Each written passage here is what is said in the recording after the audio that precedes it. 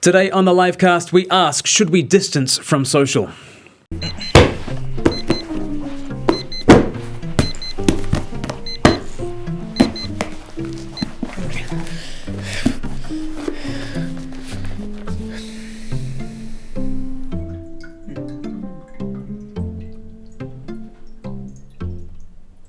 Oh!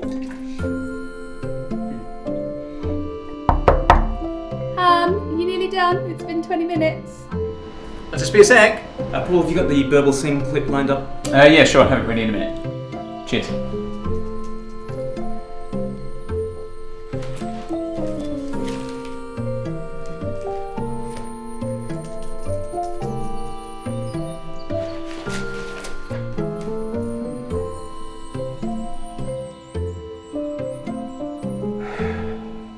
What's the matter? Buffering. Oh yeah, come on, try it over here. Got a better signal.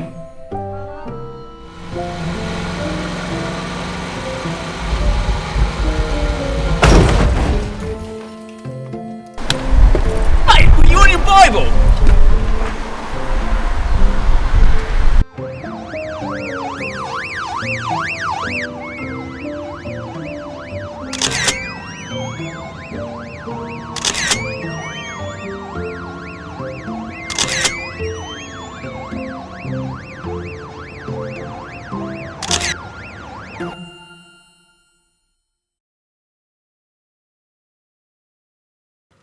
Hello and welcome to the LIVEcast. My name is Glen Scrivener, and joined as ever, I am in the studio with...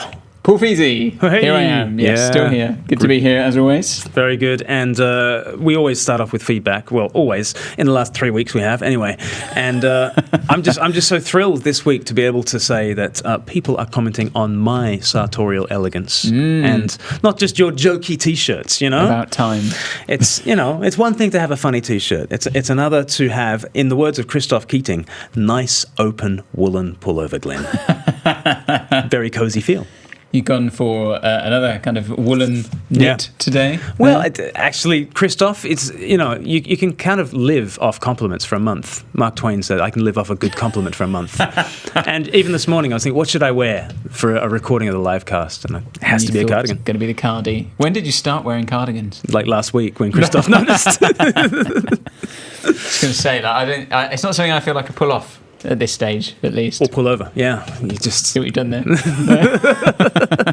My wife. Well, you say stage. I understand what you're saying, Paul. Do you grow into this? You're not quite. Yeah, you're not quite over the hill. You're not over. Once you're over 40, it's get away with a nice cardi. It's all the way downhill. But yeah, my wife buys my clothes for me, and I dress in the dark. That's the explanation. Why do you look the way you look? That's it. Other feedback. I love this from Foster W. After last week's episode where we spoke about, among other things, Amy Coney Barrett's nomination to the Supreme Court. But Foster W. said, great content for Christ-curious Zoomers, such as myself. Thank you guys so much. Did you know what a Zoomer was? Well, I guess this is these are people who are watching in on Zoom, presumably. Right. Just they're exploring church via Yeah. via those kind of mediums, maybe for the first time. And is there a kind of a portmanteau with boomer? They're both a Zoomer and a boomer? Maybe. I don't know. Who knows? A baby boomer? Who knows? Yeah. I might. Okay, Zoomer. Okay, No. Zoomer. But, what's been happening in the last 6 months? Well, one thing has been there's been Christ-curious Zoomers who are joining lots of churches and looking in from the outside. And, hope you like what you see from us, Foster W. We had another one from John E. Cork. We spoke last week about adoption because Amy Coney Barrett was in the news because of the makeup of her family, and it included adopted children from Haiti. And John E. Cork commented, fully on board with the hashtag Let's Get Adopting train. Looking forward to our scariest thing imaginable in the next 10 days. God bless with that. Cork family, you're going to increase. And it's a beautiful... It's such a God-shaped thing to do, isn't it? To expand the natural family by grace and bring others into that circle of love. So let's keep the Let's Get Adopting train going. Well done, you guys. And then we had another comment by Andrew K. And I thought this was interesting. He said, I don't understand why two people living in the UK are so obsessed with talking about the politics in the US. And especially when one of you described himself as a missionary to England. That was me. I think those were your exact words. That's me. You can add that the various parts of the UK have their own political problems. That's an interesting point, isn't it? Like, why do we talk about America? Yeah, well, it's, I suppose, just so much of our media is taken up by America, isn't it? You know, a lot of media, entertainment media certainly comes out of the States, doesn't it? But you know, so much of our just mainstream news media is taken up with what's going on over there. Right. You know? And if you're extremely online, as we tend to be, and 2020 is the kind of year that 2020 is, then the States is going to kind of flood your feeds. For better and for worse. And I take that as an interesting point. We're going to get on in this episode to talk about social media and some of the cautions that we should have around social media. And I think one of the cautions is it kind of flattens all distinctives between people and brings down every kind of barrier for better and for worse. And one of the things that's worse about that is you feel like you can comment on US politics when you haven't got a baldy, which is quite often my failing as well. But haven't got a what? Baldy. It's a Northern Irish thing. Okay. Yeah. I've never heard that phrase. I've learned it from Emma. Well, I guess that was probably the case. Yeah, please do comment if have I got this wrong? Have I butchered? Is this cultural appropriation? I don't know. I need your help. But like one of the things about social media is it makes you care about stuff all the way around the other side of the world, like it's home. Yeah. And then, do you love your neighbor? Like, am I aware of what's going on down my street? Maybe not. Sure. Very true. Very true. It's a good point, Andrew K. We're taking that on board. And another conversation that got started on Twitter, because I posted this video on Twitter and we got into the issue of conversion therapy on last week's episode. And somebody sort of pushed back on Twitter and said, I think conversion therapy is ridiculous and harmful, and that if consenting adults want to stimulate themselves with members of the same sex, it harms no one and is none of my business, and it's great for their psychological and physical health. So go for it. Which is kind of one view on conversion therapy. Conversion therapy, i.e., I have feelings for members of the same sex and I want to have feelings for members of the opposite sex. Maybe I want to pursue a marriage. Currently, it's looking like it's going to be criminalized to even help somebody think through their sexuality if it's in the direction of towards heterosexual. And this person sort of, says he doesn't like the idea of conversion therapy. It's ridiculous and harmful that if consenting adults want to stimulate themselves with members of the same sex, it harms nobody. My point back to him on Twitter was really, well, if you don't care what consenting adults get up to in the privacy of their own home, why do you care what consenting adults get up to in the privacy of a counseling clinic? Surely two consenting adults can talk about their sexuality, and it's just interesting that sometimes there's a moral panic over what people consider to be conversion therapy, and what ends up happening is a whole lot of pearl clutching. Oh my goodness, there are two people who are doing things in a room that I don't want them to do. I think the government should step in. Yeah. That sounds like the bad guys from the past that you think Christians are. So I just thought that was very interesting, that actually sometimes a moral panic over conversion therapy sounds very much like the moral panic of the bad old days when the church was very homophobic and bigoted and all that kind of stuff. Sure. We want the government to criminalize what two people get up to. Interesting. Anyway. Yeah, definitely interesting. That's the mailbag. For this week. Keep your comments coming in. Not least because this week we have crossed a certain threshold, a certain number on YouTube. What do we come to, Paul? Yeah, well, we've momentously hit 10,000 subscribers on YouTube, which is pretty crazy. Yeah. So, yeah, here we are. We crossed, and what's interesting is these things gain momentum, and we crossed the 10,000 barrier on Sunday. Yep. And we're recording this on Tuesday, and we're already up to nearly 10,400. Yeah, on Tuesday. So, and I guess there's that kind of slightly exponential thing, isn't it? Maybe that more people watch stuff, it appears in algorithms, right? Gets shared around. I don't know how it works. Yeah, yeah. Let's steepen the curve, baby. Let's steepen the curve. That's that's what we're aiming for. Yeah. So Can we call ourselves influencers now? Is that right? I guess we can, yeah. And in next week's episode, we'll talk about smoky eyeshadow and how to do it on a budget. We will get into some of that as we talk about social media. But one of the other things we wanted to talk about was Katharine Birbalsingh. So we're in our Reset series and talking to different people, some of them Christians, some of them not, but asking them questions about humanity and what we're like, and especially getting back to Genesis and those sorts of things. And you enjoyed having a look at Katharine Birbalsingh, didn't you? Yeah, it's great fun. I mean, she's obviously quite the character, which is good. And I'm just, as soon as I've said that, I've realised I've just remembered back to what we said last week when we were talking about very British problems. Yes. And when you say someone's a character, you mean they're the worst person ever. That's not what I mean at all. I think she is just a delightful character. Yeah. She was great fun to watch. And she's the kind of person that I sit there and I find myself just going, oh, it's nice to have someone who's just got some common sense.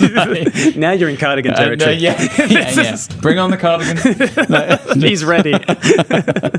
Yeah. And just really good to listen to her. And like I say, just so many things that she was saying, which you just, like I say, you sit there and go, oh, thank goodness. You know, the world hasn't gone completely bonkers.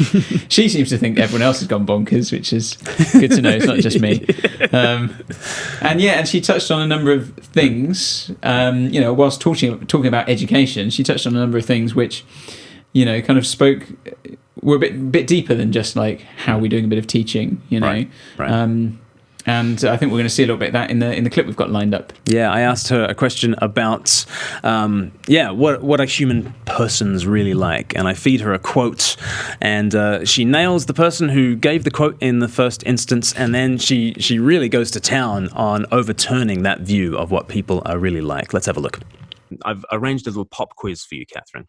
Okay. Here are 5 quotes about human nature and education. Let's see if you can guess who said it and then get your response from it. So here's the first one. Man is born free, but is everywhere in chains. Who said that first? I think it was Rousseau. It was Jean-Jacques Rousseau, indeed.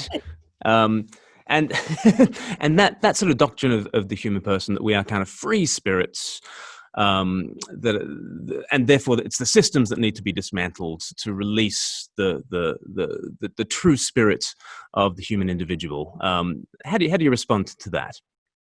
Yeah, well, before we came on, you mentioned original sin, and I do think that is probably the biggest difference between how we think here and perhaps how some other schools, because there are other schools who would think like us, think, which is that if you believe that children are just naturally good inside and that all you need to do is release the goodness by freeing them up, so not giving them rules, not teaching them right from wrong, not expecting homework and whatever it is, it will just happen naturally because they are good inside, then that's how you'll do things. You'll be more of a progressive.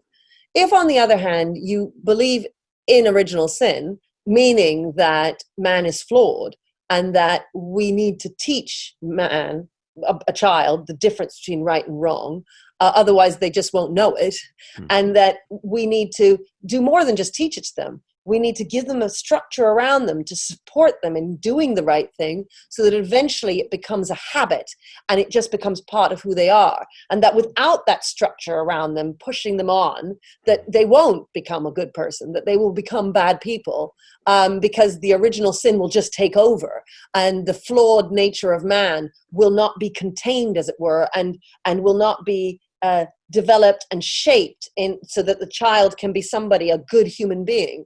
You see, traditionalists believe that. And so traditionalists know that without that kind of structure when they're young, they will turn out to be disappointing adults, essentially. And when I say disappointing, people who will commit crimes, who will do bad things, who won't know the difference between right and wrong.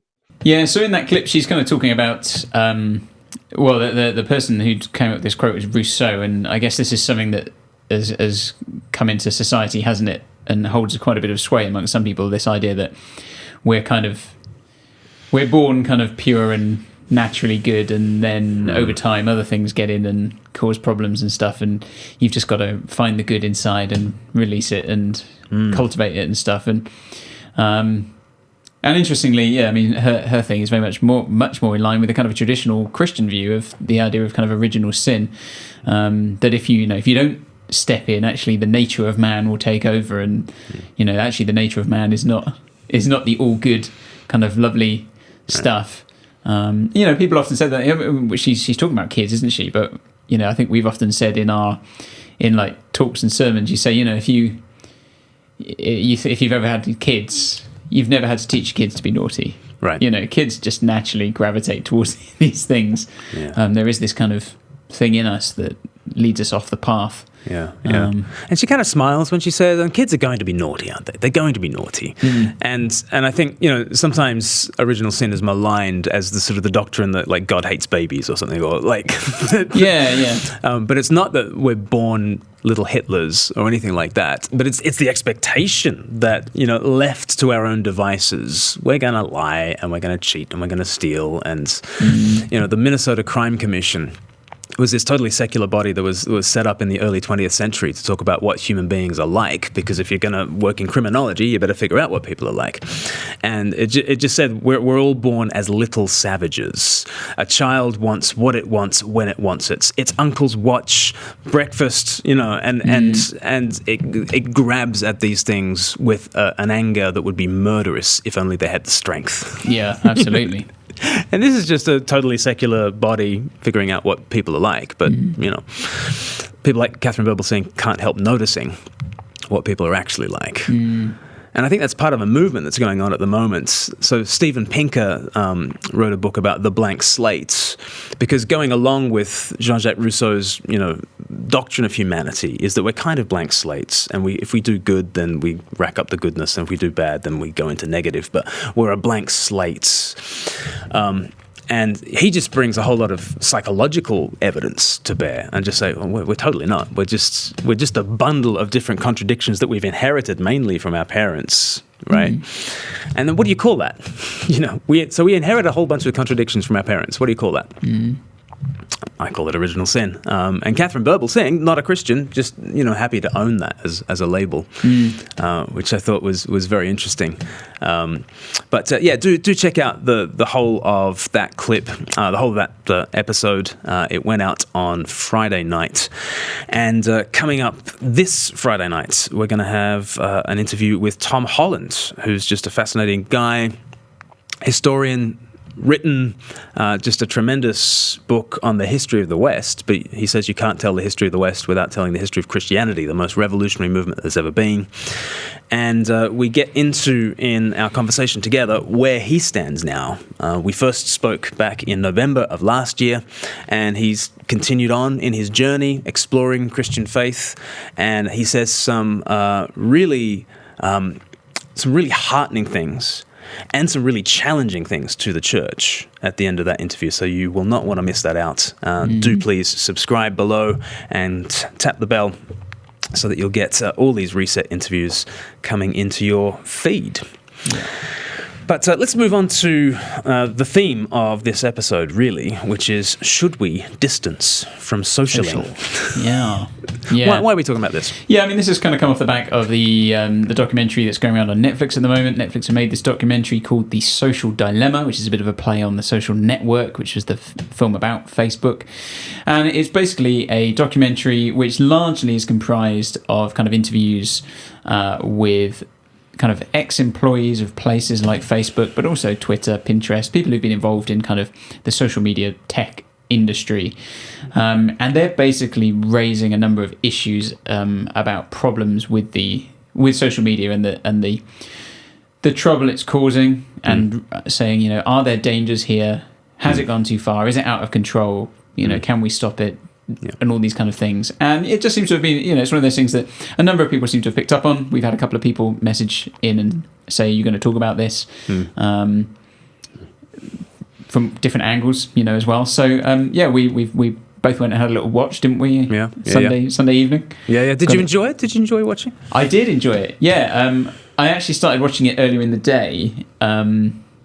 And I got about a minute in. I thought, this seems really good. I said, I think I'm going to just put this down, and I'll see if Becca, my wife, wants to watch it as well. And I said, there's this thing. And she said, yeah, actually, I've put it on our list. And I was like, well, let's watch it later, because that'd be good.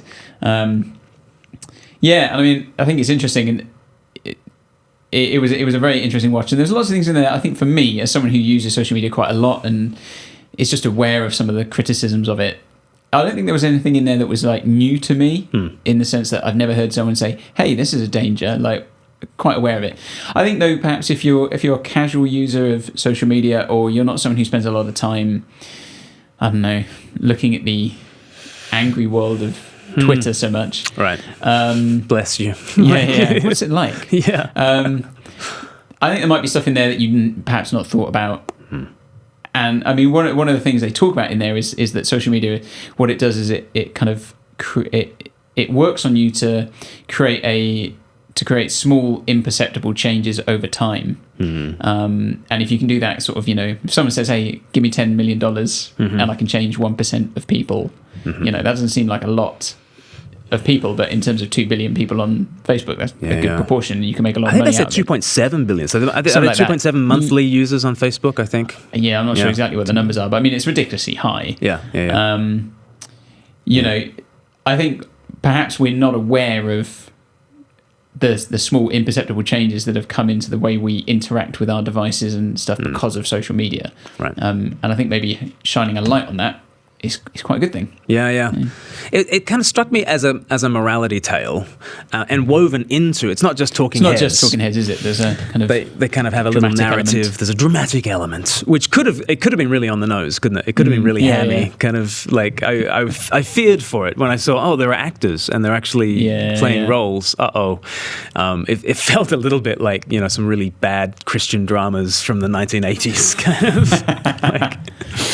Yeah, Billy's being influenced for bad, and because there was quite a screw tape feel to it, like the screw tape letters, because what they do is they personify the algorithms, and so the algorithms they're kind of like tempters, and they play the role of tempters, like in the screw tape letters, C.S. Lewis's great satire on how the devil tries to tempt and reclaim a soul for the dark side.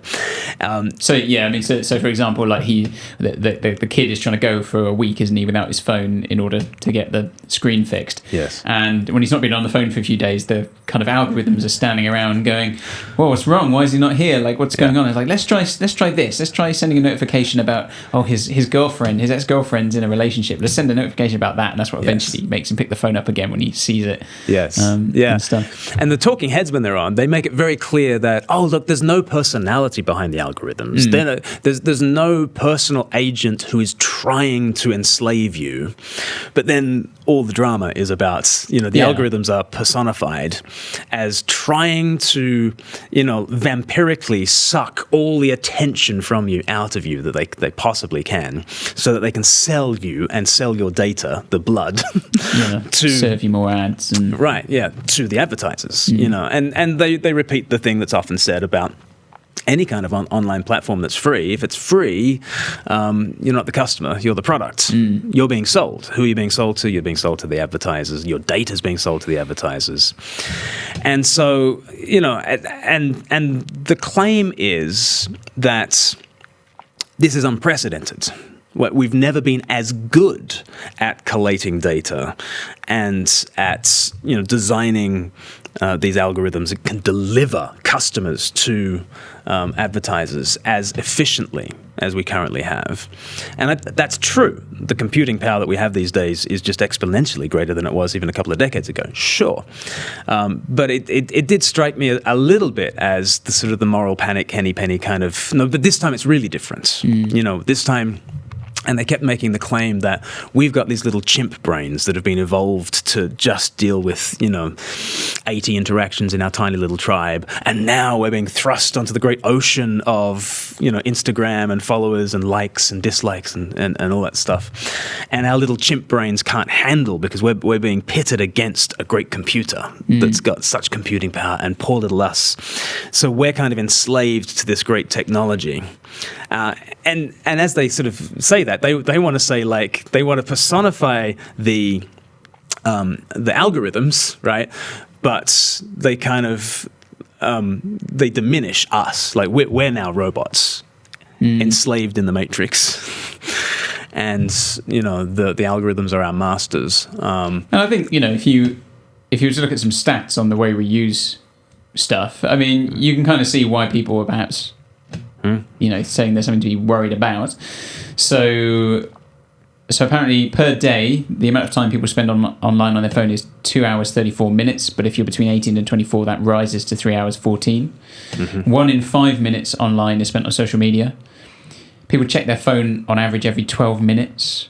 Wow. Which seems crazy, but I can well believe it. 2 in 5 adults, 40%, look at their phone within the first 5 minutes of waking up. That goes up to 65% if you're under 35.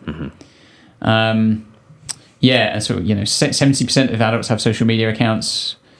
35% of your time is spent on sites owned by Facebook or Google. And actually, in these past 6 months, in the situation we've been in with COVID and stuff, daytime internet usage has doubled. Right. So there's a lot more going on. Yeah. So you can kind of understand why people are saying these things. And I said to you as well, when we sat down and watched this documentary, my youngest daughter, who's just 6 months, she woke up twice within like the first hour or so, and she needed feeding and stuff. And so we paused the hit. And I was just really aware that, like, in that idle moment, I was like, I wanted to pick up my phone to, like, do something to fill that moment, because we're sitting there, like, but I was also really aware that I was like, I can't pick up my phone. What were you looking for in that moment? What did you want? Just to fill the time. Fill the time. Yeah. And I mean, it's funny as well. Becca did say, "Oh, you're going to say this on the thing, aren't you?" And I was like, "Yes, I am." Like, there's a bit where they were showing a clip from some show with Whoopi Goldberg. It's one of those kind of whatever the American equivalent of Loose Women is. Yes. You know, and she's saying Whoopi Goldberg is saying on it, like, The View. Is it called The View? The View. Like that. You want to put down your phone and pay attention to what I'm saying. At which point Becca was on her phone, and I was like, do you not realise the irony of what's just been said? Was she double screening? Yeah. So, you know, we're well aware of that. Yeah. This idea of filling the idle moment with stuff. And, you know, I've talked with other people about, you know, what did I used to do when I was waiting for a bus or the train, and the train had another 10 minutes, and I didn't have a phone. There was no smartphones. What did I do? I don't remember what I did. Did you listen to your Sony Discman? Yeah, probably. Yeah, probably that stuff. Yeah. I was on a Walkman, but we're different generations. So, and the ghetto blaster on his shoulder. That's me. Should we have a look at a clip on addiction? Because I think the talking head section on this delivers some hilarious lines and some insightful lines about how we can become addicted to this technology. Kitchen safe. So yes, it can be very addictive, and just that idea that, you know, pulling down on your screen in order to, you know, it is very much like getting 3 cherries on the slot machine. Yeah. Is it going to work this time? Am I going to get a new email? Am I going to get a new notification? I mean, I know I've sat there sometimes, like, scrolling, and I'm thinking. And I can feel myself, like, thinking, like, I see something and I go, I'm not that interested in that. And I'm pushing the next thing. I'm not that interested in that. And it's like, I'm just like, find me something. Yes. You know, and if I keep going, surely eventually I'm going to get lucky. Yeah. And find something that interests me as I keep going, you know. Just put the money in the slot pool. Where's the cat video that I really after? Yeah. You know. And so you can definitely see it has that addictive quality. And the guy was saying, I don't know if, you know, I can't remember where they say it exactly, but when you pull down that you always get something different at the top. It never just pops up the same thing. It's not like it goes, sorry, there's no more new content. It's just like there's always new content. Yes. You know? Yeah. So if you don't like what you see, you're like, oh, just try again. Yeah, try again. You know? But it's training us. It's anchoring that you know, motion in us psychologically, and you know, and they're very good at what they do, and so being aware that there's a $1 trillion industry that's using, like, computing that is just out of this world in terms of its capabilities, where, you know, and they say that, like, so few people who work at Google or Facebook actually understand the algorithms that are being used. There's only like five people in all of Google that understand, you know, how it works. And so it is a technology that's machine learning, and it's always telling itself how to get better at extracting your attention. And so here is a massive issue for discipleship, because attention is what I'm meant to be giving to the Lord. You know, the blessed man of Psalm 1 meditates on the law of God day and night, gives his attention to the scriptures day and night. What do we give our attention to? Every 12 minutes. Looking at the Bible. Well, exactly. Not looking at the Bible. Yeah, we wish. Imagine that. Imagine every 12 minutes we actually get a verse from the Bible. Yeah, and I mean, I heard it said that, you know, like we said, focus is worship. So what you focus on really is the thing you worship, and attention is the beginning of adoration. And if you were to sit and think, well, where's my focus a lot of the time? You know, what are the things I focus on? Where's my attention? Social media would be a big one, wouldn't it? A thing that's constantly pulling our focus away from other things, because that's often the issue as well, isn't it? Like every 12 minutes, you know, you can't make a start on something because every 12 minutes there's a buzz or something, or you're looking to get the next hit, and that constant look is, you know, the attention, the adoration thing, it leads to that. You can just see, and you know, I as well, I can say, you know, when you come away from it, I don't know how other people feel, but it doesn't feel very satisfactory. Yeah. You know. Right. Like it's junk food. It's not. It is. Yeah, it's junk food. You don't come out of it. But yeah, I don't know if it's even like junk food. At least when you're eating it, like it generally is good. Yeah. You know? Yeah. But like you can sit there, like I say, you can sit there and be going like, "Come on, give me something." It's not like I'm eating a burger, going, "Well, come on, I just want the taste of this burger to come through." Depending on the burger. Yeah. You know, but social media can be like that. Sometimes we go, "Well, there's got something here." Yeah. So where is my focus? Where is my joy? And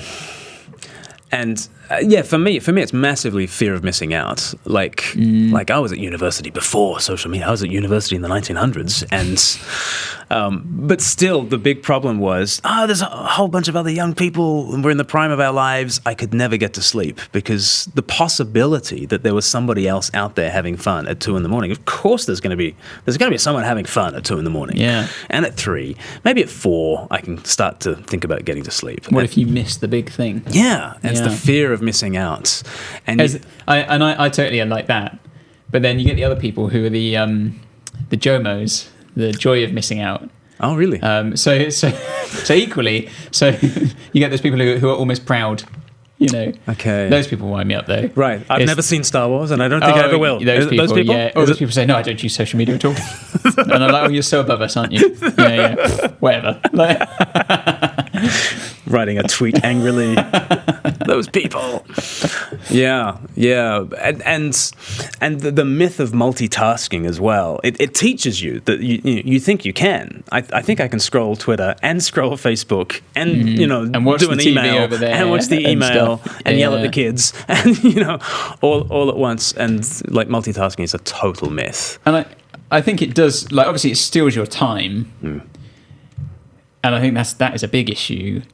But I think it leaves people quite anxious because it never switches off. And there was another statistic. There was something. I think it was about 70% of people never switch their phone off.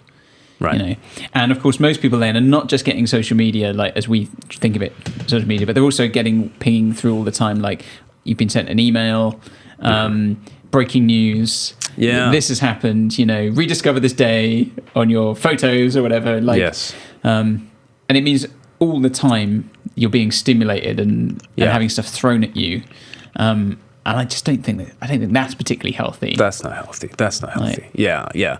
And like one of my pushbacks is kind of, well, look, J.K. Rowling, when she wrote Harry Potter, she really tried to grab kids' attention, and like she put a lot of effort into like trying to make every single sentence as addictive as possible, so that you just couldn't go to sleep, having read that one chapter. She even put cliffhangers in her chapters so that you had to turn the page and read the next one. What a monster, stealing our kids' attention, like she needs more reasons to be a monster at the moment, Glen. That's right. Piling in on JK, but so everybody is always trying to optimize the way they grab your attention. So an advertiser on radio is definitely trying to grab your attention in whatever limited ways that you're able to on radio. So everyone's always trying to do this. But I think the argument of the social dilemma is, well, just the computing power And the omnipresence of the devices. Yeah, and I think and also the difference is it's the way it adapts to you as well, probably. So, you read Harry Potter, and if you don't like it, you just stop reading it. Yeah. Whereas what happens when you're on social media is it kind of serves you stuff, and if you don't like it, it's like, well, that's not working. Let me serve you something else until you do like it. Now I know what you like. I'm going to serve you something a bit more like that. Yeah. And a bit more like that. So hooray! Yeah. And now you've got it. Like there's something in me that goes, well, that's good, isn't it? Yeah, and because there is something in that. Because no one wants to look at stuff that they're not interested in. Yeah. That's very true. I was fascinated by last week on YouTube. So, like, most people navigate YouTube, like, using the home screen and whatever's, like, suggested to you in the home screen. Okay. Which has nothing to do with what you've subscribed to. Sure, because you've just chosen your subscriptions. You choose your subscriptions. And just interestingly, when we looked at our stats we've got 10,000 subscribers, actually about 80% of all our views on our channel come from non-subscribers. So subscribe now. So subscribe now. Click the bell. Smash that bell. And so it's interesting. So the homepage is just purely the algorithm feeding you stuff YouTube thinks you like. It's not because you've bought into a particular channel that you're getting that video. And just last week I was looking through the homepage and I was like, I don't think these videos are me. I think the algorithm's broken. It doesn't really understand me. Yeah. The complicated splendor that is Glen. So then I switched over to the tab that's just your subscriptions, and those are the things that you've actually had to buy into. And I looked at all those videos. I was like, what a waste of time. like dull. And so I went back to the home screen, and I thought it was an interesting experience of Proverbs 20 verse 5 says, the purposes of a man's heart are deep waters, but a man of understanding draws them out. And maybe an algorithm of understanding can do the same. Maybe I don't know myself as well as I think I know me. And therefore, a Spotify playlist or something, or, there are smart playlists that some of these platforms can feed to you that might tickle your fancy more than the music that you know. Yeah, but you can certainly discover new things, can't you, via whether it's YouTube or music or something that you would just never have found because of the sheer vastness of what's out there. Yeah. So in some sense, it's quite nice having something served to you and saying, well, why don't you have a look? Yes. Yeah. And it's YouTube is kind of one of the places where you can break out of the bubble a little bit more than in some of, like, Facebook, it's very much echo chambery. Yeah. Because you don't just have, you might have a number of friends on there, but you don't get served everything that they're saying. You tend to get served the stuff that Facebook is saying. We know that you believe these kind of things, and we're going to serve up people who believe the same kind of things. So there's not going to be a lot of contradiction on there, on the whole. Yeah. And you can try and bust it, can't you? I mean, they said it a little bit on the thing that, you like things and follow things that you don't agree with. So there's a number of news organizations and groups that I've liked on Facebook, or people I follow on Twitter, who basically I know I'm not going to agree with, but it's quite useful to have them there to see what people are saying. Yeah. I think that brings us on to the polarization point, because I think, like, one of the things that the internet does, even before social media, suddenly you had on all these sort of messenger boards the ability to generate a community about the most niche thing in the universe. Like you could like have an interest in the most, like, particular little nerdy hobby, but there are enough people on planet Earth that you could have a community of 1,000 people who's you've got a lively message board, and away you go. And so actually you get the strengthening of a lot of fringe voices through the internet. And the film gets into that, the social dilemma, and it gets into the problem of the silos that we get into, and the echo chambers that we get into, and the polarization that we get into. And I thought this was some of the profoundest stuff that came out of the film. So let's have a look at this clip about polarization. So, I mean, I think the thing that's striking there, isn't it, that, there's this sense of, look at the problems that AI has caused in terms of throwing, false news around and stuff like that. And then you've got Zuckerberg saying, like, well, we're just going to design technology that can work out what this is. And there's a lady saying, no, they've got no proxy for truth. A click is what people click on. That's what the AI knows to be true, so to speak. And, that guy at the end saying, if we can't work out what's true, we're toast. And that being the problem beneath our problems. If we can't agree on truth, we can't navigate out of any of our problems. And I mean, I guess that's something that for a long time we've kind of seen. It came a few years ago. I think again when Trump became president, and there was this whole kind of uproar about there's fake news here and there's fake news there. And I think Babylon Bee probably did a thing where they said, society that has, for so long has been saying truth is all relative and whatnot, your own truth, now outraged at fake news, But as Christians, I think we'd seen that kind of coming in a way, maybe not on this scale, but we knew for a long time that there's an issue around truth in our society. Right. Right. But I mean, I think it is a huge issue, because I was talking to someone the other day. I preached at another church, and I said, looking at like the stuff with COVID, I said I just don't even know what to believe is true anymore. So you'll see a post on social media, and okay, well, if I want to know if that's true, I need to go and look it up. But what if I go to Google and I look this up? Well, Google are only serving me certain results anyway, and how do I know that the websites I'm getting served are not just part of their agenda, or how do I know that the websites I'm getting might not be part of Google's agenda, but I don't really know anything about the people behind these websites, and at what point can I know anything? And I think, it just leaves you with a lot of issues, doesn't it? Yeah. They say in The Social Dilemma that, Google search results will be tailored to the place where you live. And so we just did a little test on Facebook. And if you don't follow us on Facebook, follow us on Facebook, and you'll get some different content there. You can tell that we're not entirely daily on board with... You can go daily. I mean, every 12 minutes or so there'll be new material. You should get on there. And if you don't, we'll send a notification. Your pocket will buzz until you... And we just ask people, if you type into the search bar, lockdown is... what is the autocomplete?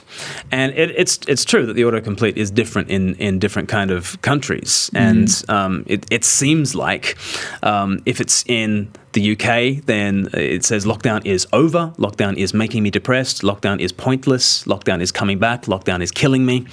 And then, there are different ones. So here, somebody lives in Singapore, and it's lockdown is over in India. Lockdown is coming back. But still, lockdown is making me depressed. Depressed seems to be, a global winner in all this. But I think they made too much of it in the film that you get different answers. I was expecting it to be... Because pretty much everyone in the UK had almost identical things. The only people who got very slightly different things were people who maybe used like DuckDuckGo or tried a different search engine. We did say like having a go on a different search engine. But even then they weren't... I think we were expecting it to be like you and I were sitting next to each other in the office, and I think we were expecting to get completely different answers like served to us. So in a sense I was a little bit disappointed. Like it's like there isn't a grand conspiracy behind it. You wanted there to be. Yeah, I wanted it to be true.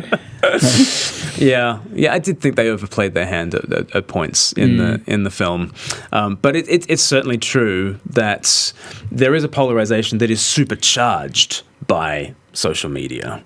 And look at the election results in 2016. Like Twitter was shocked that anyone, I don't know anyone who ever voted Brexit. Everyone on Twitter is like, people say that. I don't know a single person who voted Brexit. Well, like 52% of the population did, and same in America. Trump is elected. I don't know anyone who's a Republican. Well, it looks like half the country is. And I think that's obvious. You can see where that comes from when you do follow people who you don't necessarily agree with. So you'll see someone who posts something maybe more conservative, and if you click on the Twitter feed, to see what people have replied, 99% of it underneath will be people agreeing with them. And then if you see someone who's posted something a bit more kind of liberal on the left, you go underneath and it's just quite all leftist. And what you don't see in those is people having a discussion generally with both sides kind of sharing ideas. Sometimes you do, but normally it's just, here's everyone agreeing with this person. Here's everyone agreeing with this person. So if you click on that, if you only follow people who are more conservative or more liberal, every time you click on their post, you'll be like, well, everybody's agreeing. Yes. So everybody must believe this. Yeah. And it's just completely false, isn't it? It's echo chambers. I mean, there was like last week before, I think it was just as Trump was diagnosed with COVID, somebody said, why is it only Republicans who get COVID and not Democrats? And there was a lot of people sort of agreeing underneath, and I'm like, I think this is probably the algorithm. I don't think this is reality. Yeah, absolutely. I think you're in a bubble. If like it's probably in your bubble. You're told that those silly Republicans are the careless ones who are always getting COVID, and your Democratic friends are all the ones who are healthy and safe. But it just makes you think, like, what do you trust? Who do you trust? Where do you go? And it causes a real confidence in truth. And it was just so interesting to me that pretty much the protagonist of The Social Dilemma said the problem underneath the problem is we don't know what's true anymore. We don't have a story that unites us. And I think that's why we are on social media. Like, there are lots of bad reasons to be on social media. There's a bad reason to be on social media because you've got a hole in yourself that, feed me. Validate me. Validate me. Yeah, I mean, I particularly enjoyed that comment because we'd asked on social media, why are you on social media? Yes. And I don't know if we've got the exact wording to hand, but someone says, because I'm a needy egomaniac who needs assurance, who needs to be validated every 20 minutes by other people, And I said, Tim, no, you're not. You're great. We love you, Which I just thought was wonderful. Okay. But I mean, it does make you think, like, why are we? Yeah. Why do we post? Yeah. Like, and because I know I'll see things people post, and I just think, why are you even posting that? Yeah. But then I have to think to myself, why am I posting these things? Like, why? Right. Yeah, I'm often reflecting on, like, the narcissist myth is that narcissist is in love with, and that finish that sentence. Narcissist is in love with himself. Not so much. He's in love with the reflection of himself that he sees, right? And that is what enslaves him. And that is why he will never pull himself away from the lake and why he's trapped. He's not just in love with himself. He's in love with the image of himself. Okay, it's Instagram's 10th birthday today. Okay, right? Crazy. And there's a problem with narcissism. And it's not just the problem that we love ourselves, it's we love the curated image of ourselves, where we put just the right filter on and we get the light just right and we take 1,500 selfies and we just upload that one. And we're enslaved not just by our love of ourselves, but of the image of ourselves. And I can give a very neat version of myself online.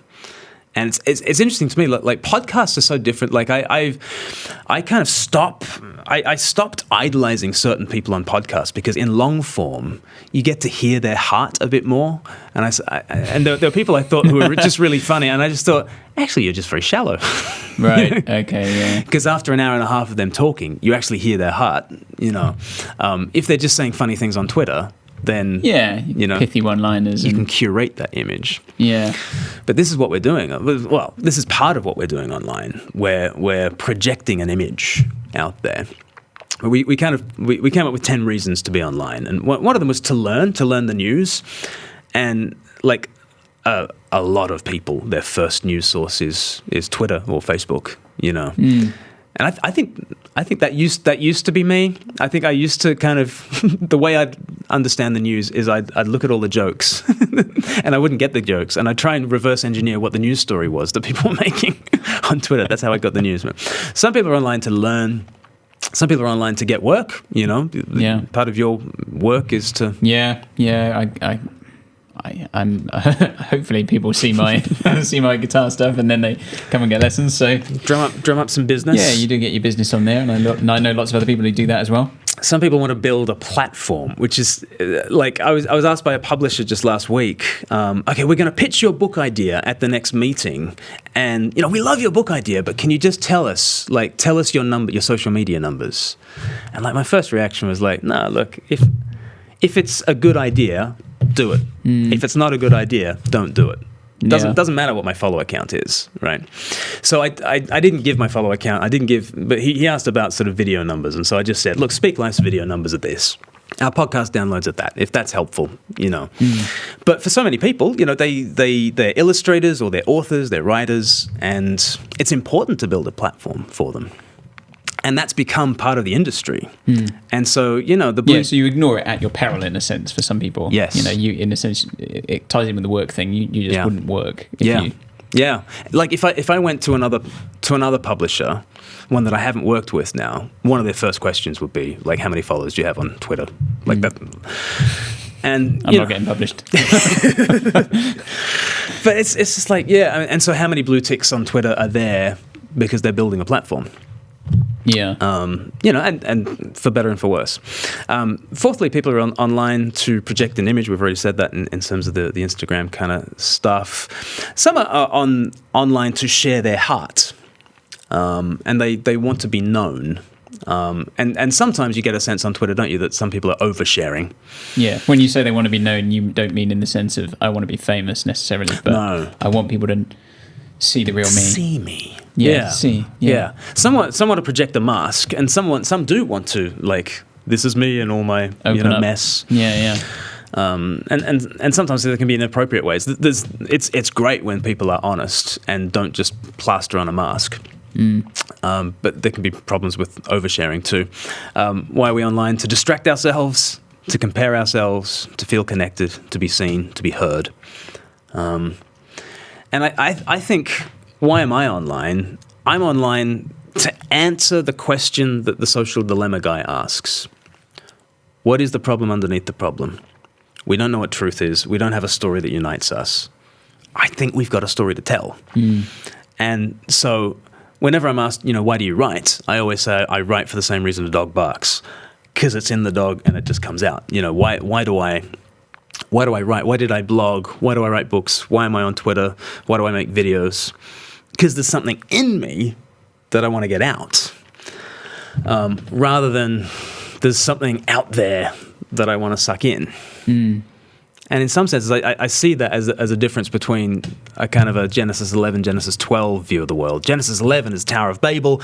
Everyone wants to make a name for themselves, lift themselves up above others, and reach towards the heavens. And of course, God is opposed to that kind of name making. And then in the next chapter, Genesis 12, God plucks this nobody from nowhere, Abraham, and he says, "No, I'm going to bless you, and you'll be a conduit of blessing to the nations." And so while Babel is kind of up and in, making a name for myself, the Lord says to Abram, "I'll make your name great, and I'll bless the nations through you." So it's a kind of a down and out thing.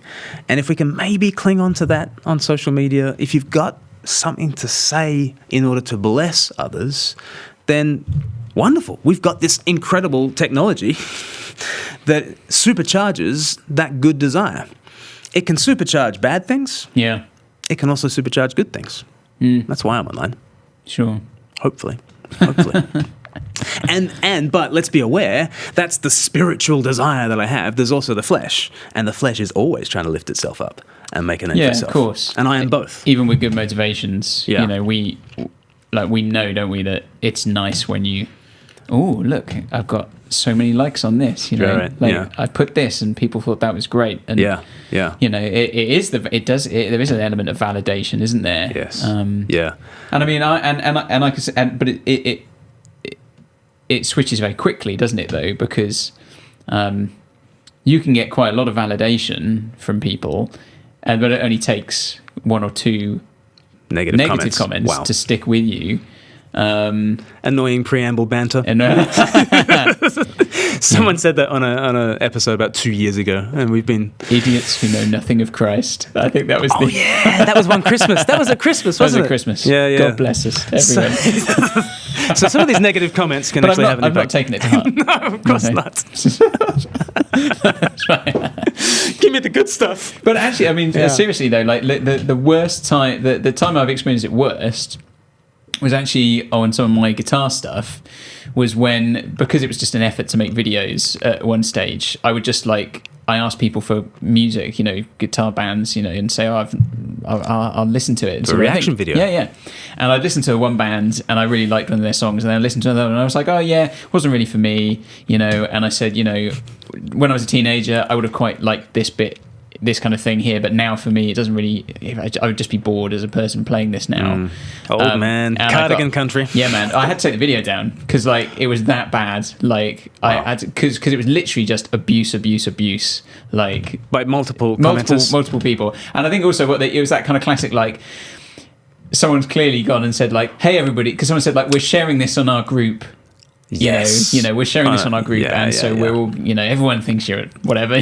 So you're like, okay, I don't really need this on Sunday morning or whatever it is. Sitting in church with my phone going, wow. So, and the social dilemma makes the good point that we weren't created to handle that level of abuse. We just we're meant to live in smaller communities. They give a kind of an evolutionary psychology kind of spin on that, and some of that spin I would have issues with, but it's certainly true that we are not created to have angry strangers from around the world wishing us dead in viciously imaginative ways. That's not really what we're made for. So what can we do, Paul? Okay, I mean, I think we should.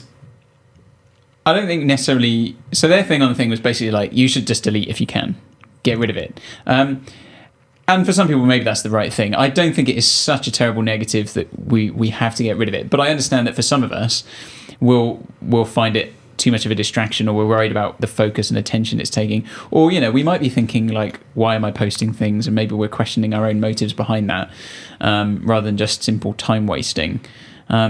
So there are things I think we can do, and I some of these I've done myself. So actually, even before I watched Social Dilemma recently, I turned off all my notifications. So I turned off all Facebook, Twitter, Instagram notifications. And actually now I've turned off kind of even breaking news notifications. I've turned off my email stuff because you don't. It would be the case at 10 o'clock at night, you'd see an email pop through and you wouldn't read it, but you'd get the notification, you could see the first line or whatever, and you kind of know what it's about, and then it's in your head, and but just turn your notifications off, and the only things I have now are kind of WhatsApp or instant messaging stuff, where someone has messaged me very directly, and you would expect to have a bit of a conversation backwards and forwards. So and that just means that my experience was that I just picked up my phone less, because it certainly wasn't telling me to look at it, and it was just quite freeing, and I think it just makes you it's less stimulating, less anxious about things. So turn off your notifications. If you work on a desktop, just don't leave stuff open all day. Don't leave your Gmail tab open or whatever it is, or your Facebook tabs. If you are going to look at stuff, look at it, finish it, get rid of it, let it be done. You can set time limits on social media. So, some people will say, look, I'm not going to spend more than 30 minutes on it. Use a timer, something that beeps at you. I mean, this sounds crazy, doesn't it? That we might have to do this, but if it is that much of a struggle for us, so you use a timer so it doesn't run away. Some people limit their time by having software on their phones or devices that will say they can only access certain websites at certain times of the day, so they can get a productive morning of work in, and then have a coffee at whatever time, and they've got this window of social media or whatever it might be, and you can get other people to kind of lock that down for you. Stuff like, I think they talked on the thing on Social Dilemma, leaving your phone in another room, or not taking it into the bedroom at night, so letting it charge somewhere else overnight or somewhere. Or if you're just not using it, don't need to have it in your pocket, on your lap when you're watching TV and stuff. You can just put it away. One of the things we've tried at home is I try not to have my phone out at the dining table, with the kids and stuff, and just aware as well that I think it comes up with Katharine Birbalsingh, doesn't it? Aware that about how much I use it in front of the kids, whether it's my phone or my iPad, because I want to be present in the moment with them. That I don't want them to just be daddy, and I'm I haven't got time for this right now. There are difficulties. There are difficulties in that as well, because and what I've said about my iPad a number of times is that my iPad isn't simply the place for social media. Right. It's the place I'll read. Yeah. It's the place I'll watch things. It's the place I put the music on for the guitar stuff. So there's a sense in which I will be using these devices regardless of social media. But I'm just aware around the kids in particular that I don't want to be glued to the screen the whole time. Catherine says, treat it like smoking. You wouldn't smoke around the kids. So no. Do it when they go up to bed, but puffing away. Just puffing away. Yeah. One thing that came up at the end of the Social Dilemma as well, that Jonathan Haidt was on there, which was a nice pleasant surprise to see him on there.